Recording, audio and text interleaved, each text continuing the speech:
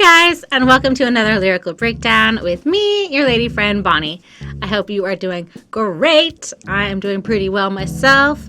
So yeah, let's just get into it. This is going to be an interesting one and probably a little bit long, I think.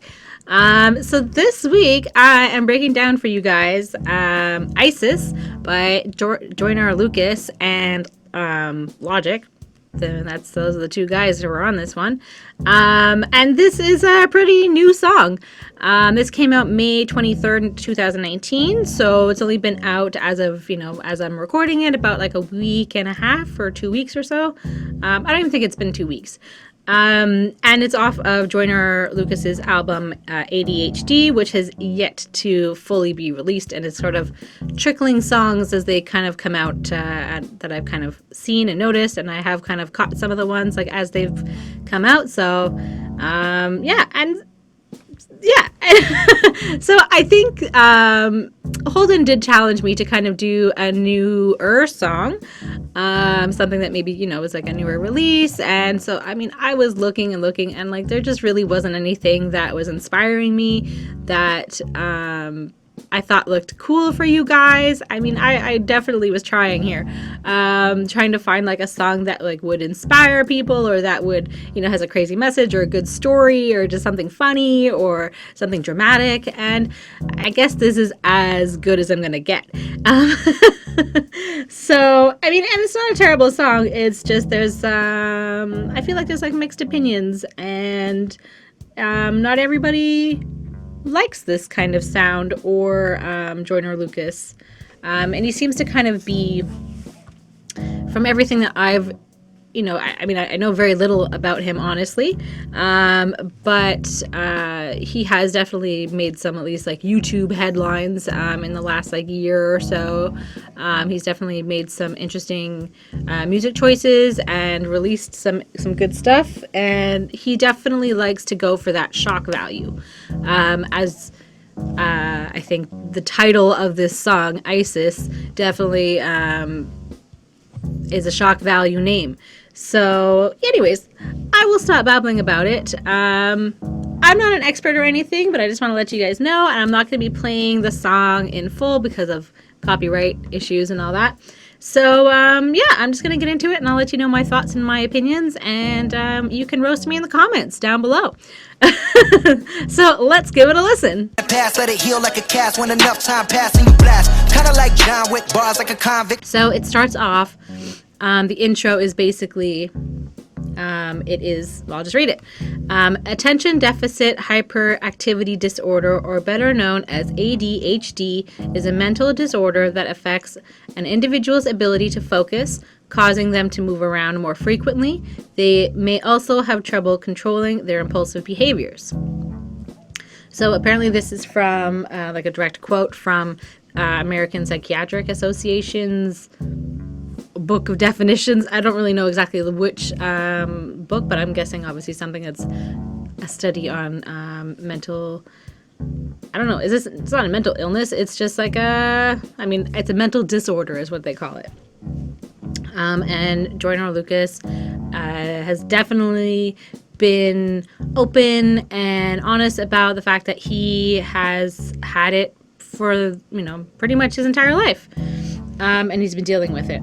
And so basically, like, I think his thought process is, despite having ADHD or,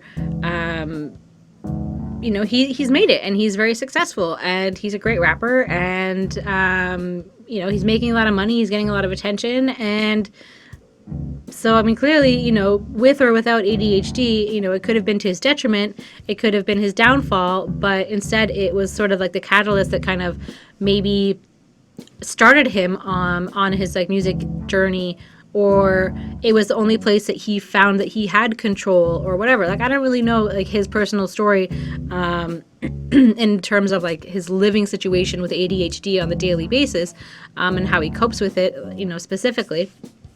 But, that's it. So let's keep going. Let's get into it a little bit more. So it starts off with the chorus, and the chorus kind of changes throughout. So I'll read them every time. So 1 time for them preying on my downfall. Yeah. 2 times for the homies in the chow hall. Whoa. 3 times for them hoes on the internet. That's me. Shitting on blanks when they really should get out more. 4 times for the days that were all bad. Woo. 5 times for the bitches who ain't called back. Yeah. 6 times for the kids like me who got ADHD just to brah, brah, brah. So that's what that is. He's basically in every time like the sort of chorus or whatever comes on, he's basically shouting out, acknowledging people or situations or whatever in his life. So in this one, he's basically acknowledging the people who are waiting him to fuck up and fall from success. And everybody knows, like, whenever you see somebody being successful, you kind of sometimes hope that, like, something bad's gonna happen and it's gonna be, like, fun for you to watch them, like, fall and suffer. And it's just sort of like this voyeur sort of situation when we watch, like, all these people kind of come tumbling down. And it's a weird situation, but it's very fascinating that people get so into it and love watching people fail. Humans suck. I'll just say that. This is a very, like, militarized, like, song, and, like, especially the video. And I'm going to say, because of that, like, there are some sort of references to it. So it talks about the chow hall. I'm assuming he's talking about the mess hall, where soldiers eat, as, you know, sort of cafeteria, I guess. But I mean, I suppose it could be, you know, a variety of different places where people eat. It could be the jail. It could be the school. It could be, you know, like, wherever, your workplace. It could be a million places. But I think, given that it's quite, you know, militaristic, I'm going to say it's the mess hall. And the haters that want to hide behind the screens, you know, he's sort of saying, like, you know, maybe you should just go outside and not be a troll and not sit behind your computer and, like, hide behind the screen. And, you know, you're just like some, like, loser who's just, like, commenting on other people's shit but has no life for themselves. So that's the joy of being a troll, I guess. And then he also shouts out all the girls that are making money by shitting on people. Like, I wasn't really sure what he was talking about, or just, like, talking crap about people. I think that's what he means. Like, unless there's, like, some phenomenon that I'm not aware of where girls are shitting on people online for money. I mean, I wouldn't doubt it. I certainly would not doubt it. So, yeah, nothing surprises me. And then he also shouts out the terrible days in his life and, like, maybe the times where he was picked on or bullied or he got hurt or, you know, bad things happened, people died or, you know, whatever. I mean, we all have terrible days in our lives that we can, you know, recount and hopefully not dwell on. You know, you just have to learn from it and move on. But, so yeah, I mean, he mentions it, and he's sort of just acknowledging the fact that he's kind of moved past that, I think. So that's great. And mentions the ladies that, you know, maybe, you know, he gave them his number or, I don't know, and just never called him back or never answered. And sometimes as a woman, personally speaking, I have given out a fake number or a fake name when encountered on the street or the bus or, you know, anywhere public, I guess, or I guess in the clubs too. I'm trying to think way back in my clubbing days. But I feel like it's harder now to like avoid going through that. And, like, you know, we don't have, like, it's different now. I feel like when guys, like, take your number, like, they're doing it in front of you, or they're just going to call, or they're just going to text you, like, immediately. So you can't give, like, a fake number because they're just going to, like, try it, like, in front of you, and they're going to realize it was a wrong number. And that's just going to be, like, awkward for, like, both of you, unless the girl can, like hightail it out of there before he presses send. But, yeah, anyways. The joys of cell phones now. Yeah, and then he also talks about, you know, and just kind of shouts out to, like, the kids with, like, ADHD and and then it just sort of like changes into like making noises, like he's kind of talking, making a full sentence, and you think it's going somewhere, and then it completely changes, which is basically ADHD, where you're just like, so like things are just kind of all over the place, I think, in your mind. Like you've got a lot of thoughts and things are kind of like popping up at like all over the place, and it's hard to focus. I think that's the essential difficulty, the main difficulty of ADHD. It's that it's just hard to focus. And I think that's the point. I think it's kind of funny that he's kind of playing with it.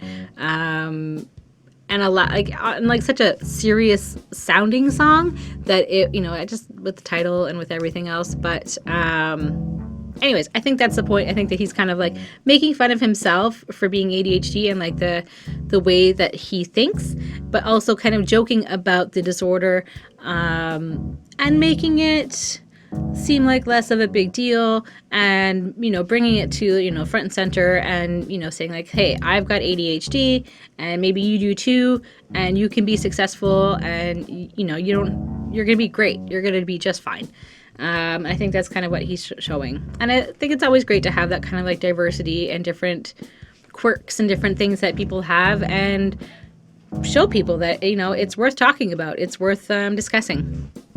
So, verse 1, let's get into it. Kidnap a blank like ISIS, whoa. Turn a whole world to a crisis, whoa. Walk around the city with an ice pick. I've been paranoid, usually I ain't like this. Boop, boop. I'm just reading it, I'm not doing like his noises. Ain't no telling how crazy I might get. Woo. Beat the police with a nightstick. Boop. In my whole life, I've been useless. Now I'm so fly. I'm a motherfucking flight risk. Woo! I think there's also a whoa in there. Woo! Whoa! All right. So it starts off quite political. ISIS, you know, for anybody who is unaware, is like a terrorist organization, a group, and they often take prisoners or take captives, you know, whether to either just directly kill them off or to enslave them or to use them as ransom for, I mean, a million different terrible ways. ISIS is not the greatest people, and they often tend to, whenever anything bad in the world happens, they love saying that, like, somehow there was a connection with them. It's like, oh, it's all us, that we did all those bad things. So it's such a weird group. The base, I don't know. Anyways, I'm not gonna go into it, but I do think that they're sort of a, I think we all kind of think that they're a crappy group. So yeah, that's what he's talking about. And I don't really know what his connection with ISIS is, or why he felt so powerfully to write a song about ISIS or titled ISIS when there's like very little about ISIS in the song.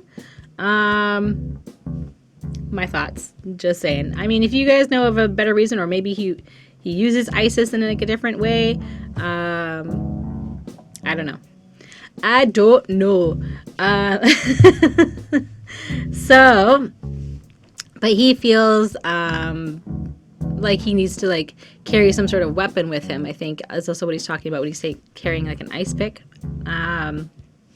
which is basically just, it's almost like it's just a pointy stick, basically a sharp pointy stick, for those who do not live in a place where there is ice, or maybe you don't carve ice. I don't know. I think that's another thing that you could use for that.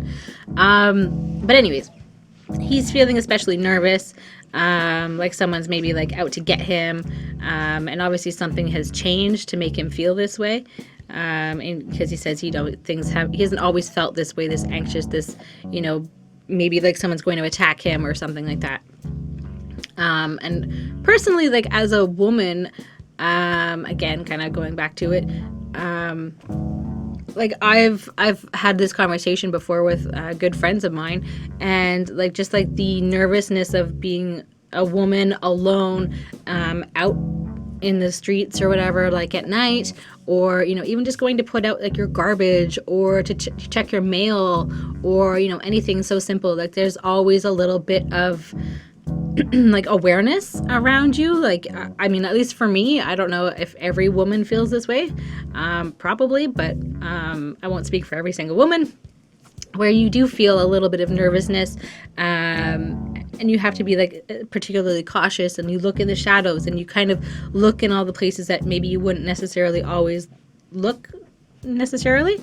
And if people walk by, you kind of question them. It's like, are they going to hurt me? Like, is something going to happen? Like, who is this person? Like, I think that there is, obviously, like, I'm not paranoid of everybody, but I think that there is this sort of like hyper awareness when especially a woman is outside in a public place at night. It's obviously like the awareness is stronger there, because you're just never sure of what's going on around you, I guess. But that's how I feel, I guess. I mean, it's not like I'm not bothered by it or anything. It's just sort of a part of like everyday life, I guess. But anyways, he's kind of talking more about like the anxiousness.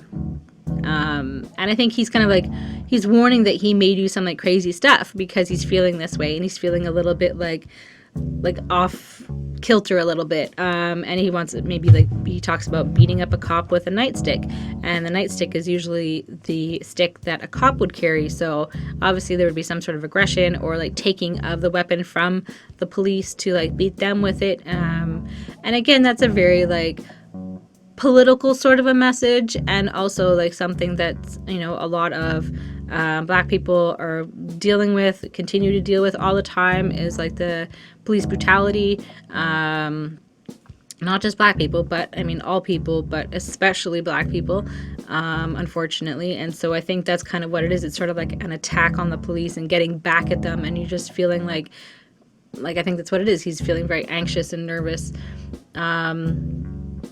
And then he feels like he was nobody his whole life, and now he's made it. So I think that he's also, because of his fame and where he's at, he's also feeling that it's almost dangerous.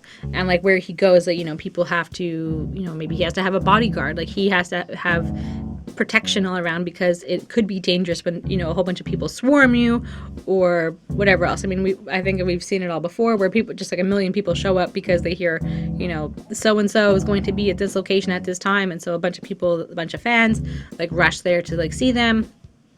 And sometimes it just gets like out of control. So, fuck a couple of hoes till I pass out. Whoa. Blanks throwing stones at my glass house. Whoa. I remember sleeping on my dad's couch. Whoa. Now I got the Bentley and it's blacked out. Whoa. Family looking at me like a cash cow. Whoa. Everybody dissing just to have clout. Whoa. Thought you had a chance, now you assed out. Blank, I'm the motherfucking man, where you at now? Whoa. So he is basically able to sleep with a couple of random girls because he's just so famous, and just like, he can pick out whatever girls he wants and just like, wham bam, thank you ma'am. Or in this case, ma'ams. There's two ladies here. And people are hating on him, and nobody's perfect. And I think that's kind of like something that we all have to realize. He's gone through some tough times, like when he had to sleep on his dad's couch, which he references. I assume that, maybe he was very broke, or, he had to do what he had to do. But now he's so wealthy, and he's got luxury cars, and he's living kind of like a glamorous life, and he can do whatever he wants. And his family sees him as sort of like their source of wealth. And I think that's often the case. Like when somebody gets rich and somebody gets famous or whatever, you win the lottery for whatever, anything. The people who don't have what you have expect you to kind of help them out. And I think that's pretty fair. Fair, maybe that's not the right word, but like pretty common. And yeah, I mean, people do it all the time. It's like whenever somebody gets like famous, like, well, I'm gonna buy my mama a house. You just want to do like something good for your family, and the family is essentially the people who will always take care of you, or they're supposed to be. So that's sort of like their, your core roots and everything. So he's helping out his family, and I think that's good. And people are kind of talking shit about him, but I think that they're just jealous, and I think he's well aware that they're just jealous that they didn't make it and they're not successful, that they're not him. Yeah, and basically he's made it and you didn't, so there. And that's pretty much it. So let's keep on going. Fuck it, I'ma hit them till they jump in. I ain't tripping, this is nothing. Brah, brah, brah. I've been living in the dungeon. I done held a couple of grudges, went to hell and got abducted. Meet the devil. I'm his cousin. I ain't settling for nothing. Brah, brah, brah. Got a medal in the truck. I keep a semi where I'm bussing. Blanks, ducking, bop. Even Stevie Wonder could have seen it coming. Brah, brah, bop. And that's that. I don't know. These are just my noises. Fun fact: my first roommate, he used to walk around the house for years doing that noise over and over and over again all the time. So that's why I'm just so like, he used to just do that for fun. So he probably still does. So somewhere out there, you'll hear that noise and think of him. So he is. So he's going to go hard until I guess people are jumping out of the way for him. And he's been down in the dark and he's done maybe some bad things. And, he's, earned a few haters and maybe he hates a few people as well because of what he's gone through. I think, it is hard to not like get angry and frustrated and be like, oh, I hate that guy, or whatever. And I think so. It is hard to escape that. He feels like kind of related to the devil. He's kind of talking about, and I think that's a little bit of self-pity. Like he's like, oh, I'm like the devil. I'm such a bad guy. I mean, that's my opinion. I'm sure he probably just feels like the worst or something. I don't know. I think it is self-pity. But that's fine too. He's got standards now and doesn't have to put up with shit. I think that's, that's a great thing. And he carries a gun wherever he goes. And it seems like he's, carrying a gun on his maybe tour bus when he talks about bussing around. And then he also mentions that Stevie Wonder, who is blind for those who don't know who he is, would see his guns, from so far away. I'm gonna say that I feel like he's got a small penis. But again, that's my opinion. I haven't checked. I'm not one of those girls that he has slept with. But it definitely sounds like, okay, like he's getting a bit like too cocky, if you know what I mean. So, I mean, I'm not going to make any reference to his penis, or I guess I already did. Anyways, so I ain't judging. I just want the money. I don't need a budget. I've been hungry. I ain't got no oven. Bop, bop, brap, bop. But I got the munchies playing. How you gonna move on the front line? Woo! If I don't fuck with you, I just cut ties. Whoa. My high school teacher said I'd never be shit. Tell that bitch that I turned out just fine. Joyner. Oh no. And no, I don't know you for the 12th time.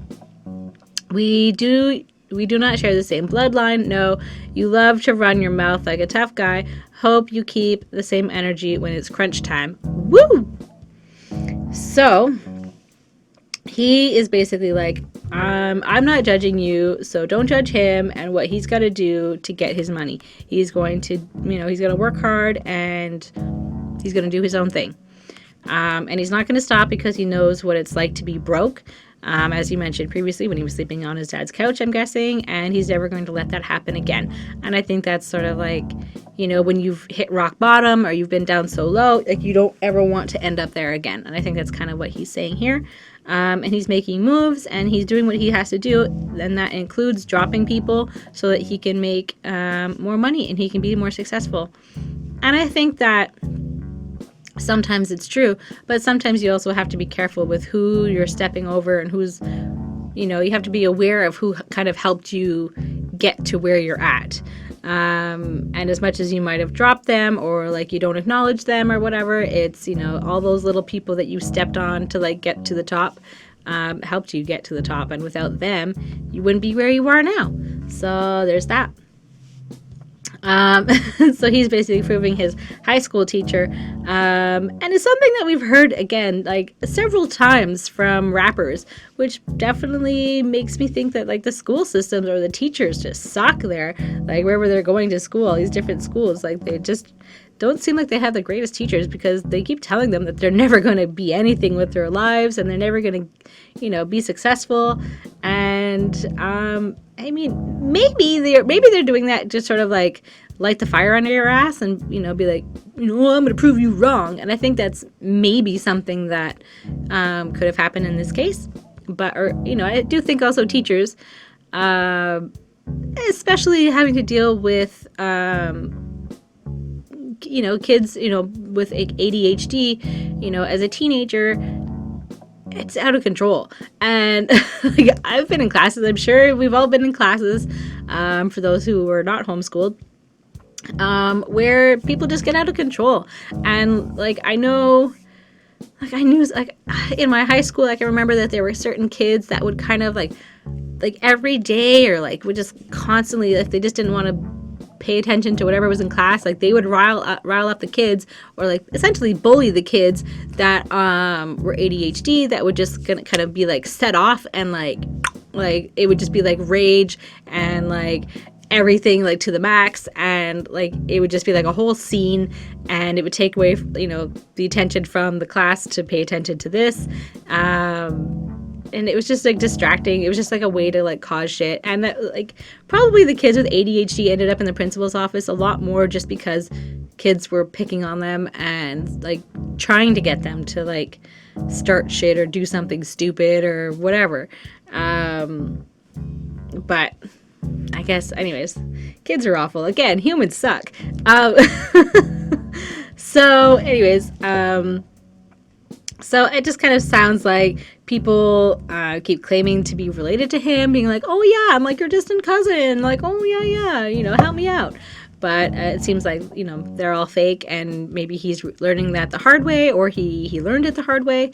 And then he also talks about, people talk a lot, and people don't always necessarily walk the walk to like what they're saying, especially when it comes time to like real action, to really make your moves, to really do what you have to do when it comes to like the crunch time, as he kind of says, like, will that energy for all that bullshit that you're talking, will that energy still be there when it comes time to fight, or do whatever you need to do. So I think it's very true. I think most people do talk the talk, and it is scary to have to walk the walk. But I think that there are definitely times where you have to. That's it. So let's check out the interlude. According to the American Psychiatric Association, it affects roughly 8% of children and 2% of adults, commonly believed to only affect boys because they are perceived as rowdy and rambunctious. Sort of like that boys will be boys kind of thought process, that we often hear, or, growing up, especially. I think that's more of like a kid's kind of saying, people only say that about like little kids. Oh, boys will be boys, or whatever, when they get up to trouble. But, yes, it could also be ADHD, or a million other varieties of troubled type things. And like this kind of stuff, like this sort of facts and things like that, like this is probably things that he has heard, several times over his lifetime, and he's just probably just sick of it. And just sort of making like an excuse for it, I guess. Well, not an excuse, but summing up like what people think when they think of ADHD. And 8% of children, like that's a fair amount, and like 2% of adults. Like I don't really know. I haven't done research on ADHD. Like if and like how does it taper off? Like do you just like get control of it, or is it just like after like you're a teenager? Like it kind of. I think it's just. I don't know.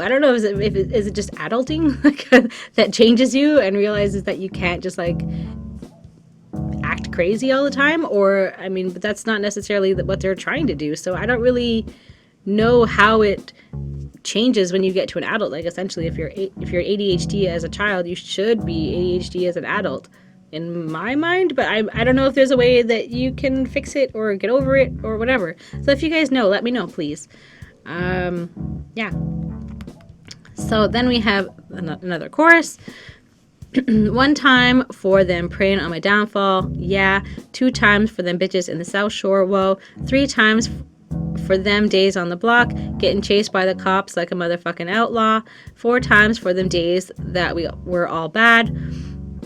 5 times for the bitches who went called back, yeah. 6 times for the kids like me who got ADHD, just a blah blah blah. So again, he's shouting out those who are waiting for his demise. Shouts out some ladies in the South Shore, which is apparently an area of Boston, Massachusetts, where I believe he's from. And he remembers the good times, like hanging out on the block and kind of like getting up to like some illegal shit or causing shit. And it is fun to like do shit like that, especially like when you're like a teenager, to just get up to stuff. I mean, I feel like there are always boys running around doing stupid things. You know, and then you run from the cops and like, you know, you escape from the cops. And I think that's sort of like a fun story to often tell. And again, mentions the bad days, and the girls who didn't call him back. And again, the kids who are looking for some ADHD representation. So then we have verse 2, and this is Logic's verse. So me and Joyner need a couple of hearses. Woo! Double homicide, kill the beat and the verses. Everybody living on the surface, but we came from the underground. Yeah, we deserve it. What beef or what's beef? Beef is when you murder motherfuckers on a beat. Kill 'em all, kill 'em all. Nah, what's beef? Beef is brothers dying over shit that never mattered in the first place. Lying in the street, what's peace? So Logic and Joyner are needing vehicles to take away all of the bodies that they've been murdering with their rhymes and their killer raps. And people now, like especially like on social media, are trying to always look so like perfect and happy and rich and, you know, all the other great and wonderful things that everybody aspires to be. But in the reality is that shit could be falling apart, and a lot of it's fake and a lot of it's not true. And don't judge a book by its cover. So unless you know somebody in real life, you don't know them at all, I think is kind of the main thoughts, is that you can have an idea of what a person on the internet is like me, but it could be completely wrong. And, you know, this is like, you know, a few minutes of my week, of my day or whatever, spent, you know, showing this little bloop of my life to you, but it's not all of it, right? So there's a lot more that happens that you don't know about, and I don't necessarily talk about. And yeah, so I mean, we all have stuff that's going on in our lives, and we don't share everything. And I think that's even true for the people in your lives, the real people in your lives, is that you don't always share everything with everybody. And I think that's, you know, often the cause of issues and everything else. But yeah, I guess that's pretty much it. So, and then he also talks about that they came from nothing, and they really didn't get anything handed to them. And then there's a lot of beef talk here. And so beef is, I think, just them talking about that they will crush anybody that challenges them. But I think it also has to do with publicly, the Joyner and Logic were having some trash talks, and they're, you know, maybe they weren't BFFs all along, but they are getting along now, or at least that's how it appears. And that's it, and they're making this great song together. So, and there also kind of mentions that people are dying from rap beefs, and I feel like we've heard this before, like, you know, throughout the years when people would start shit on their rhymes or start like a rap battle or something, and it would just carry on, and it would just become like the reason to kill them. Like, it just seems like so like ridiculous, and I think that's kind of what he's saying, like, it's just fucking ridiculous when people end up getting killed because of like some rap rhymes, you know, like it's just like ridiculous. And then, you know, that happens, and that's why there's no peace, because people have stupid ego issues over shit like that, over literally nothing, a bunch of crap that was made up, probably. And yeah, I mean, that's it. And then peace is when you leave it in the past, let it heal like a cast. When enough time pass and you blast, kind of like John Wick, bars like a convict. Fuck around and you don't want to start shit. Woo! Coming with the hot shit. All they do is talk shit. You can never stop. You can never top it, boy. Just stop it. Stop it. High and drunk. Call that HD vision. And these other motherfuckers full of indecision, and I murder with precision all over your television. I'm numero number one, and you is just a subdivision. So peace is about forgiveness and letting things go and just like moving on with your lives and not hanging on to it and clinging to it, because you can't be at peace if you are clinging to these like terrible things in your life. And that's how you'll heal, is just by like learning to let go and accepting life, I guess. Or you can wait a while and get revenge, which is kind of something that he also kind of mentions here. And if you don't want to start shit with him, that's something that he also talks about. Again, people are fake and they talk fake and they're talking bullshit. And you can never top him. You'll never be better than him. So don't even try.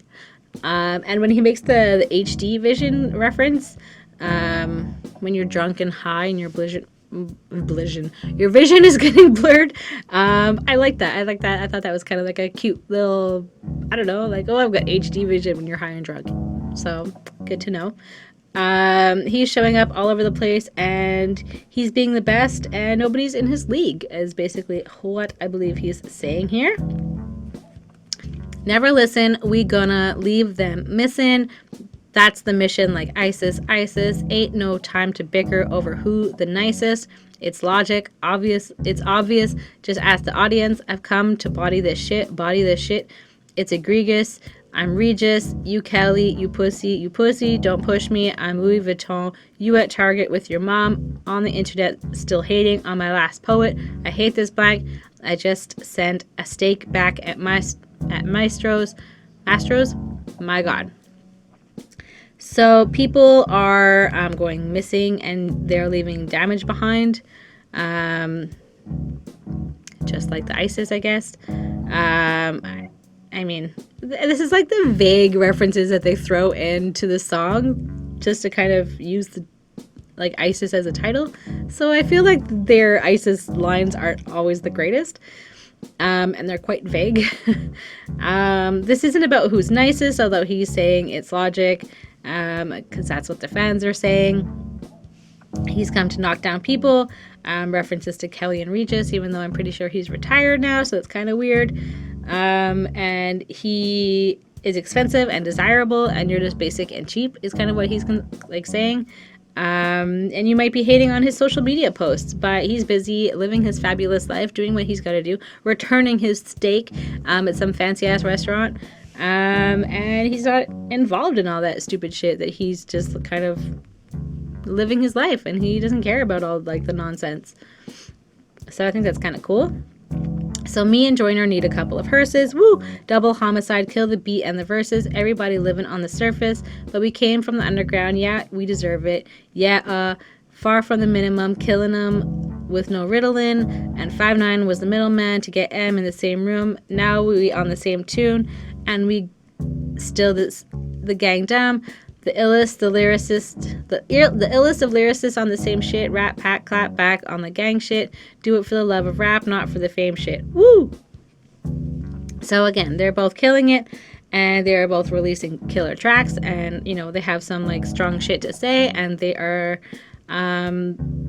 well-produced tracks. I'll say that for sure. Yeah, and they've both let out new songs or new albums recently. Like, I'm thinking of Logic's Homicide that he just did with Eminem, another killing song, Homicide. It's literally killing. Everybody is fake again. And I wasn't sure if Logic also has ADHD. I didn't really look into that. I probably should have, but I did not. And But he kind of mentions that he or they, maybe both of them, don't take drugs to control their ADHD, or maybe they've gotten over it, however that happens. And maybe they're better because of it. They don't want to have those drugs controlling them, or like, something that's going to be suppressing their energy and their creativity. And, I think that in some cases, it's better to use the drugs. And I think in some cases it's better not to use the drugs. Like if it really bothers you and like impedes like living or your ability to be creative or be an artist, to be a singer, songwriter, rapper, whatever, then yeah, don't take the drugs. I think that's pretty clear. But I guess like, if it is like a younger people issue, then maybe they don't always have that say. They don't get to say. It's often parents or, caretakers that are saying what you need to do and to take the pills. And then he also talks about Royce da 5'9", hooked up logic, and he's sort of like the middleman, which he refers to. So he was the one, I think, that made, he says that made it possible for him to be able to record a song with Eminem and to get them in a room together and to get them working together. And I think that he was pretty impressed with himself. I mean, I fucking would be. Him and his crew are making music, and it's part of who they are, and it's less to do with being famous. And so if you're making rap songs or you're making anything just to be famous, then that's a shitty reason to be doing it. Like that's not, like you're not a true artist. Like you're just in it for the money, and you're never going to be like, it's never going to be substantial, or you're never going to be able to sustain that kind of, if somebody's just in it to like make money, then they're never going to be able to like do it their entire lives. But I think that the true artists, the people who are in it their entire lives, I think those are the real artists. Whether or not that you hear about them or that they're the top 40 or whatever, like I think it's a lot of like the underground artists and the people that are still grinding every day, even if you never hear about them. Like if MC Hammer is still trying and writing music and doing what he's got to do, and he's still dancing, and he's still, if he's still evolving, then great, then he's a true artist. I don't know that he is, but maybe he was just in it for the money, but maybe he was also, I don't know. I'd have to look into MC Hammer's whole history, but if you're in it for the money, it's not going to be good. So then we have Logic's chorus. 1 time for the Grammy that I never got, 2 times for the garden that I sold out, 3 times for the street crimes that I committed. Yeah, I did it, but thank God that I made it out. 4 times because I'm a fucking bastard. 5 times platinum with my last shit. 6 times for the beats and the rhymes. Fuck the heat and the crimes. Keep the peace like a waistline. Woo! So he acknowledges the fact that he did not receive the Grammy that he was maybe nominated for, but hey, it could still happen. There's still plenty of time. Don't you worry. You keep busting out those hits, and I'm sure you'll get one. And I'm assuming the garden that he's referring to is Madison Square Garden, which is in New York City, and it's like it's a pretty huge venue for like musicians and I guess just musicians. I don't know if there's anything else. Probably there's other things that happen there. But yeah, definitely I think that's what he's referring to. So he shouts out the fact that he has committed crimes, but that he, maybe he got into some shit, but he didn't get caught or made it out alive or whatever, or like the police let him go or whatever. Again, I'll call it white privilege on that one. I think that, often you don't hear a lot of stories like that where they're just like, oh, I got away with it. A lot of other people, black people, I'm going to say, wouldn't necessarily get the same chances to escape that maybe Logic did. But that's just my opinion. I don't know his life. So he also mentions the fact that he's a bastard, and obviously that's I think by like the technical terms, it's somebody that is a child or was born without their parents being married. But I think that that's going to happen more and more and more because less people, millennials, are getting married, and I think there's probably going to be more like bastards, if you want to call them that. There's got to be like a nicer name for it, because like there's going to be a lot of kids that are, like I was saying, like there's going to be a lot of kids that are technically bastards, but we need to revamp that and make a cool name for them. And then he talks about that his album sales are amazing and people clearly like him, and they also, like he previously mentioned, oh, he's the nicest, everybody loves him. And he's just all about that rap life and about not getting involved in any sort of criminal activity at this point, because, I think it's a pretty good thing. You want to kind of steer clear of that when you're doing, when you are making great moves and you're being successful. Like, why would you want to ruin it by getting involved in crimes? Again, I'm going to say kind of white privilege, because still, like, there are a lot of people that are just like, they're still involved in like criminal activity even when they are rich and famous. How many rappers do we know that are currently in jail for some shit that happened? So it's just sort of a weird double-edged sword, I guess. And anyways, and then like the last line, he's kind of implying maybe like not having another piece of pie or piece of pizza, and that's sort of like maybe like his effort not to gain weight. So that I think it's sort of a weird play on words for peace, but whatever, it works, I guess. And then the outro is just ISIS, ISIS, ISIS, ISIS, just shouted over and over again. So that's pretty much the whole song.